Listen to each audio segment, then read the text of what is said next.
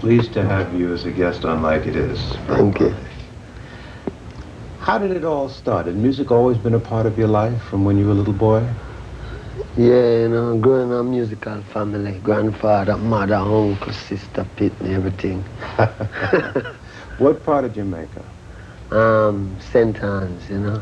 Yeah? That's in the country. What town? A town called Rodnall. It's not well known, you know. It's a little place up in the hills, you know. Yeah. How big is your family? Well, my family is really big family, you know. Malcolm, them family name is Malcolm. There's plenty. That's a good name. Yeah. When did you begin to get involved in music, really? About 1958. Doing what? Well, we were always interested in music, but that time I was learning trade, you know, and meet up some guys who can sing. One named Desmond Decker. And so we started out from kind of rehearse together and thing, you know. And then one day he went away, do some recording. Then I fell after. Mm-hmm. You weren't doing the same kind of things then that you're doing now. What kind of music was it in the beginning? That music was ska. Ska? Ska music, yeah. Well, how does ska differ from reggae? Ska is different in sound, different in style, different playing, you know. Mm-hmm. Ska is a more quicker music than reggae. No relation? Yeah, it's almost the same music breakdown to go much slower, you know. Same root? Yeah. It's almost the same music, ska. But only say now, if it was playing at 33, it started playing at 7.5, you know. I A hear little more. That's a good analogy.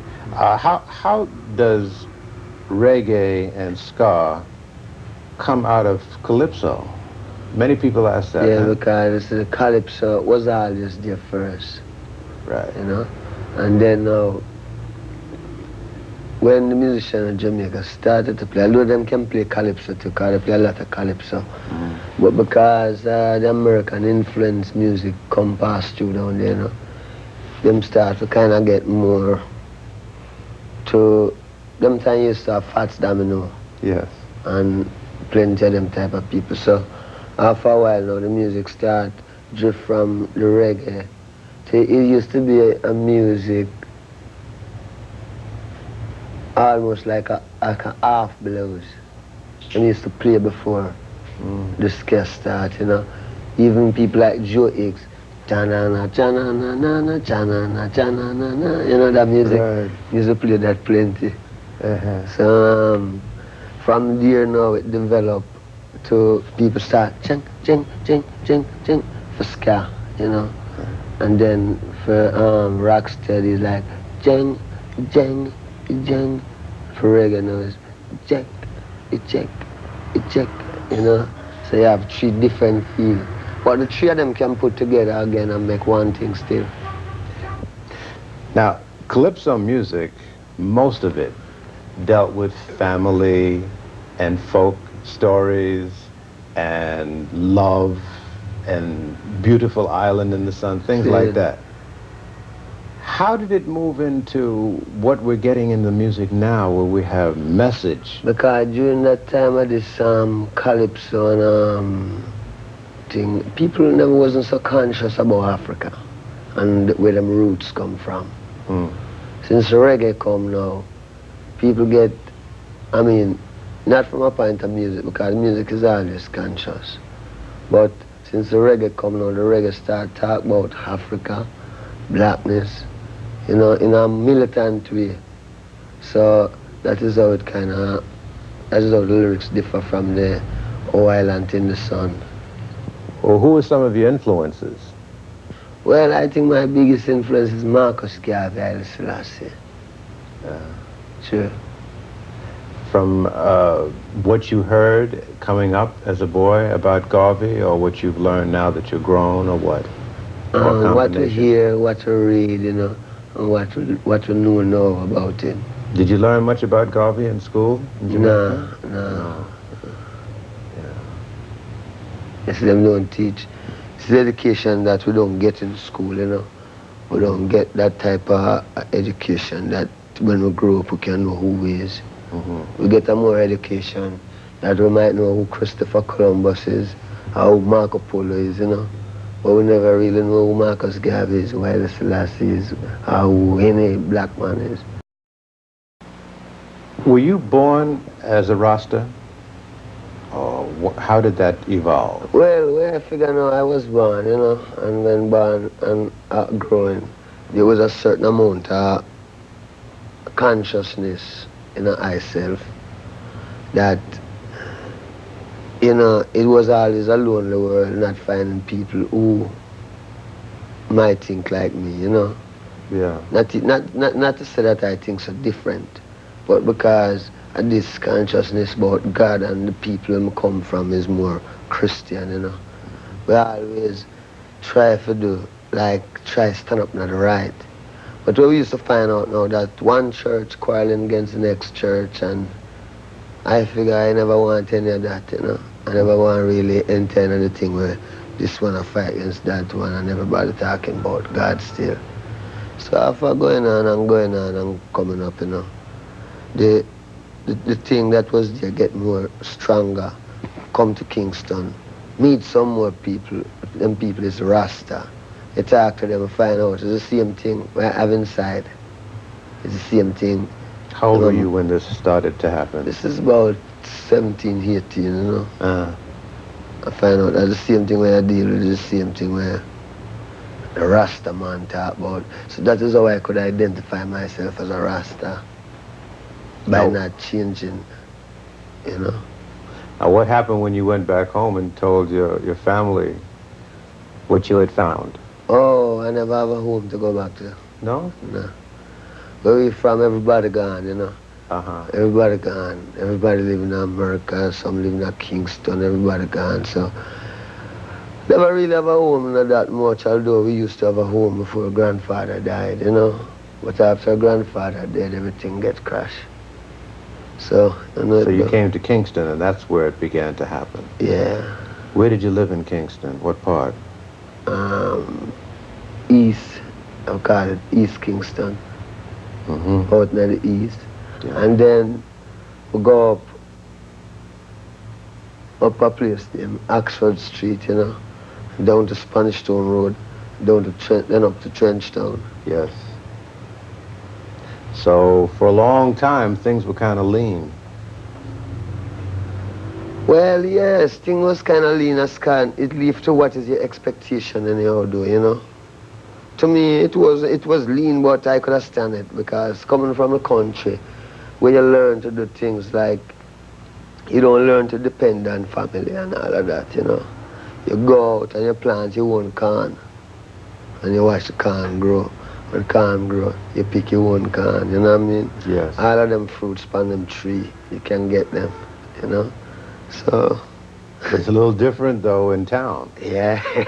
You know, you got to do different things to eat, eh? Well, when you're in cities, a whole different ball game, you know? Right. People have to go to work, catch the bus. You know, the country, all day, you go for the donkey, and you ride the donkey to the farm, and you're cool, you know? Right. In the city, people hustle, catch the bus, go to work, get off work, come back home, you know? So it was a different thing up there. I know a little bit about Jamaica, and I understand in Kingston, Trenchtown is a rough part of town. How did you survive? Well, while living in Trenchtown, you know, as a young man, surviving was easy. The only thing you'd have to really look out for was the police, you know. Because the police could have just get you, frame you, you go to prison, and because you come from Trenchtown, you know, Trenchtown's, from them say, where you from? They say, Trenchtown, you're gone. You know, you get shipped out. You know, a lot of people are confused about what a Rasta really is and have a very negative image of the Rasta. Tell us what a Rasta is. See, Christ promised that he will return within 2,000 years, you know, and him say, when him come, him will be the King of Kings, the Lord of Lords, the conquering Lion of Judah, through the lineage of King Solomon and King David. Now, my life have great meaning to me. So I really search to find out if God is here. When I search, I looking at Ethiopia. I look all about, looking at Germany, you know, because I'm not prejudiced. Me look for God. Me looking at Ethiopia, I see one man stand up with these names. Emperor Haile Selassie, name King of Kings, Lord of Lords, conquering Lion of Judah, through the lineage of King Solomon and King David, written in the Bible. One of my things is that the Bible, them say that King James edit the Bible. Now, my understanding is that King James edit the Bible, I don't think he would edit it for the benefit of black people. So when the revelation turned out that Haile Selassie is the King of Kings and the Lord of Lords, coming straight through the lineage of King Solomon and King David, then, you know, we really know that this is the Christ return. Because we know in this world, yeah, when the white man edit it, he wouldn't edit it in our behalf. You know, he would have more edited to make it look like England going to be the big thing. But in the last days, they'll prove out that is Ethiopia, Haile Selassie, you know, and Haile Selassie's name is Rasta. So we are called Rastas, you know, called by his name. And then it's a lot of things. We go as far as saying, him say when him return and you call upon him, now this is God, him say when him return and you call upon him, your mother and your father will forsake you. Now, we know that if you call upon the Catholics, them embrace you. You call upon the Church of God, them embrace you. Any religion you call upon, you might get embraced. The only religion them push you off from is Rasta. But that does make the truth more real, because them say, when you call upon my name, your mother and your father will forsake you. And that is why today you hear Rasta get so much bad name. It's not because Rasta do anything bad, but it's because how the prophecy go with it. When if your mother and your father will forsake you, just imagine people who don't even know you. You know what I mean? Well, in most religions, you go to church on Sunday, and you may go to a Bible class once or twice during the week, and that's it. Yeah. Is it pretty much basically the same in Rasta, or is it more involved? No, we say that the man is the church. The Bible is there. But what we find out now is that a lot of people read the Bible, but them don't understand the Bible, because the approach to the Bible is wrong. I mean, there's no way you can read a book. You just take up a book and just read it in the middle and figure you can find out what was happening from the beginning to the middle. The Bible is a whole book with a whole tradition in it. And from them read to Genesis to Revelation, the whole truth of the whole straight road with the overstanding is there. You know? So it's not a say, well then, we just go church and do like the other Christian. We know that the man is a church, you know? Because see, you just can't overthrow the truth. You know, we, our people, have our roots. When we search for it, we find it in a Rasta. Because we don't see, there's no other way, we don't see no other way. It's Rasta we find the roots in there, you know. How do you handle fame? I handle fame by not being famous. Come on, you know you're a famous man. No, I mean, you know, not to me. No? Not famous to me. Some people get drunk off of fame. See, I learned from we was coming in, from I just started music. You know, the people them want me.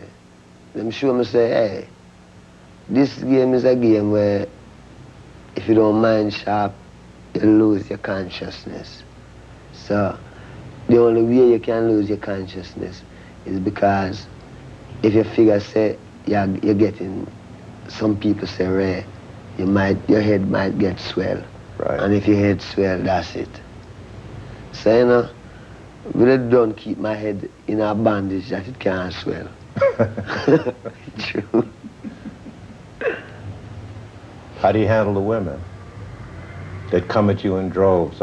People have visions of women beating down the door to get at Bob Marley and grabbing clothes. Is it like that? No. No? No. Woman easy, you know. Is it difficult, though, to keep your balance and not, you know, get to feeling that you're more important than you really are when so many people are after you all the time for different things? No, you see, I don't think, I never really check myself, you know, I know I am benefit to the people, you know. That's the only consciousness I have on myself, that I can be beneficial to a people, you know. And I don't know anything else. I don't know that. What do you think it is that has made Bob Marley such a big name? I think, you know, maybe it's just what Bob Marley stand for. What is that? The truth. And the determination to stay alive and survive. You know? You have a record out called Survival. Yeah. That was last year. Yeah. Did anything happen to you that caused you to write that? Well, 1976, I'm shoot off of me, right? Yes. And I figured that was survival, you know? Yeah. What happened when you were shot? You were in your home. Yeah. Was it in the morning or at night or what happened? Well, it was about, that's about 9 o'clock in the night. Yeah. What happened is that the night before, about 3 nights before that, I was living at a place called Bullby, you know? And I went to about 3 o'clock in the morning and get some sleep. And then I was in a lot of gunshot, you know? That was a dream. I was in a barrage, a gunshot, but when it all over, you know, it's like I never really getting a shot. But I see my mother get shot. You know, the vision show my mother get shot in her head.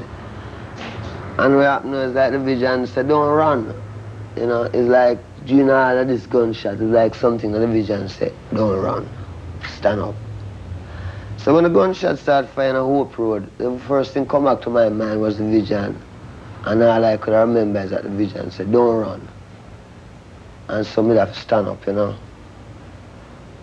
And, you know, them fire until I was tired of fire, and then two is not really a lawful gun battle. Man start to run and it ease up, you know.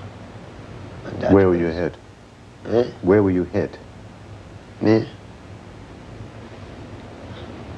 Yes, sir. Yeah. Went right through? Or just skinned No, it? I'm said lodge inside there. Yeah? Yeah. You never saw the gunman? Well, at that time, no. But you know who did it? You ever know that? Were they caught? No, but I don't call the police. It's just, you know, one of them thing. You have a record company now. Yeah. Why? Oh, you know, a long time we always have a record company. What we have now is a recording studio. When we go into the studio to work, it was a lot of hassle. I mean, we're Rasta, you know. Some people don't want a Rasta in them studio. No, if you stop all of this, you have to make one, because, you know what I mean, a man might say, no, you say Haile Selassie are God. Well, you know what I mean, go and build your own studio. You know what I mean? So, all right, Haile Selassie is God, and we're going to build a studio, you know. So, you know what I mean, and that's how it go. Them things come through sabotage and through pressure. If everything was nice, maybe we wouldn't have to build a studio. But, you know, it's just a tricky place. It's not everyone really have that humanitarian feeling. Some people just deal with, them don't even know what I'm dealing with. What's ahead for Bob Marley, do you know? Do you have an agenda or a master plan? Well, I feel ahead for I and I is the unity of Africa. And then when the unity of Africa comes, then people will really understand, say, you know, there was something in this thing. There is something in it. Do you think of yourself more as an African than a Jamaican? Yeah, because one of the main things is that we're Rasta. From you accept Rasta, you become an Ethiopian, which is Africa. Next thing again, the history of Jamaica shows that the Arawak Indian was living there, and it belonged to the Arawak Indian. Now, our history show that through slave business, black people come out of the Western thing, you know? So we still figure, say, Africa is a root, you know, and this is where we must return to. What do you see as most of Africa's problems as far as uniting? I mean, I see Africa's problem is that outside people keep on fatiguing the people, you know, and make them can't really get them things together, you know. If it's not this superpower, it's that superpower. But Africa is only a place which part of them used to exploit, you know. Nobody no really. Africa's so rich that it become a man just go to Africa, steal out what he want, steal and carry back in a film country. And Africa stay there like, you know, well, Africa ready? Garvey used to say Africa for the Africans. Is that how you feel? Yeah, Africa for Africans, a woman abroad, you know. True. Will your home base though always be Jamaica, or someday would you like to live in Africa? No, someday going to be in Africa. Yeah. Maybe we up in Jerusalem. You know what I mean? And then Bible land. And what do you think lies ahead for Jamaica? I think what lies ahead for Jamaica is that Jamaica is a beautiful island. The best thing Jamaica could have been is just like how Jamaica, like how England owned Jamaica. Jamaica must make some part of Africa own Jamaica. You know what I mean? And it work more nicer. I mean, you know. But if it's going to be a thing which we always going to have a war. Because the only solution is either them get themselves with Nigeria or with someone, you know what I mean? But make Jamaica become some African, something to do with Africa, that Africa owns Jamaica, you know?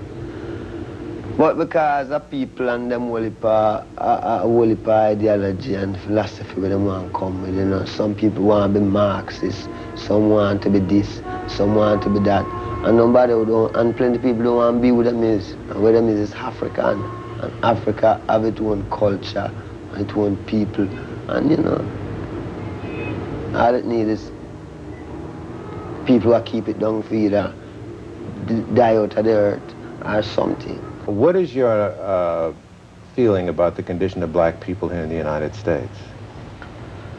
I feel like the black people should develop themselves, you know, not to several then just develop yourself having a prejudice thing to it.